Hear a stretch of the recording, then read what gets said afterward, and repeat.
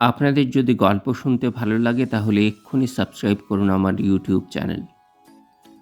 একদিন কৈলাসহরের ছোট গলি থেকে আকাশ ছোঁয়ার স্বপ্ন দেখেছিল অনুভব।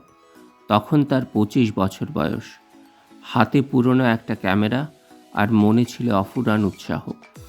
ইউটিউবে কন্টেন্ট তৈরি করাটা তার কাছে কেবল একটা শখ ছিল না, ছিল নিজের ভাবনাগুলোকে মানুষের সামনে তুলে ধরার একটা মাধ্যম। শুরুটা মোটেও সহজ ছিল না। দিনের পর দিন ভালো কন্টেন্ট বানানোর চেষ্টা করত অনুভব, কিন্তু ভিউ আসতো না। ভিডিও এডিট করত সে, তার হিসেব নেই। পুরনো ল্যাপটপ মাঝে মাঝে হ্যাং হয়ে যেত। ধৈর্য ধরতে ধরতে ক্লান্ত হয়ে পড়ত সে। বন্ধুরা যখন আড্ডা দিত, অনুভব তখন নতুন আইডিয়া খুঁজত, স্ক্রিপ্ট লিখত, ভিডিও শ্যুট করত। পরিবারের আর্থিক অবস্থাও খুব একটা ভালো ছিল না, তাই ভালো সরঞ্জাম কেনার জন্য অনেক দিন অপেক্ষা করতে হয়েছে তাকে।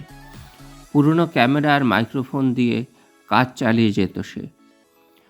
অনেকেই তাকে বলতো, এসব করে কি হবে, বরং একটা ভালো চাকরি খোঁজো। কিন্তু অনুভব হার মানতে রাজি ছিল না। তার মনে একটা বিশ্বাস ছিল যে যদি তার কন্টেন্ট ভালো হয় তাহলে একদিন মানুষ নিশ্চয়ই তাকে দেখবে।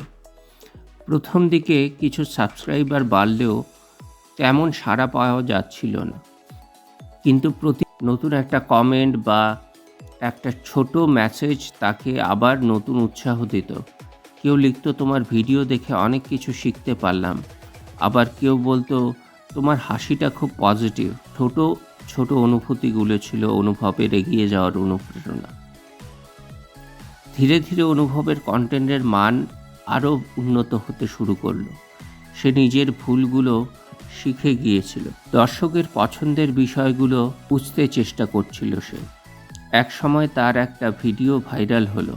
রাতারাতি তার সাবস্ক্রাইবার সংখ্যা বাড়তে শুরু করলো।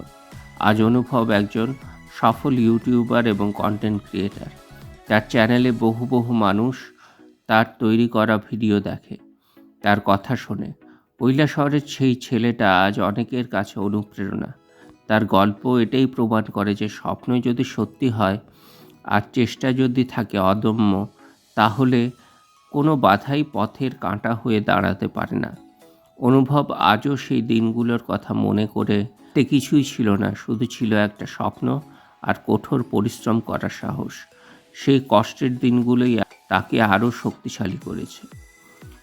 এক্ষুনি সাবস্ক্রাইব করুন আমার ইউটিউব চ্যানেল এবং ফেসবুকে দেখলে ফলো করুন আমার পেজ। নমস্কার।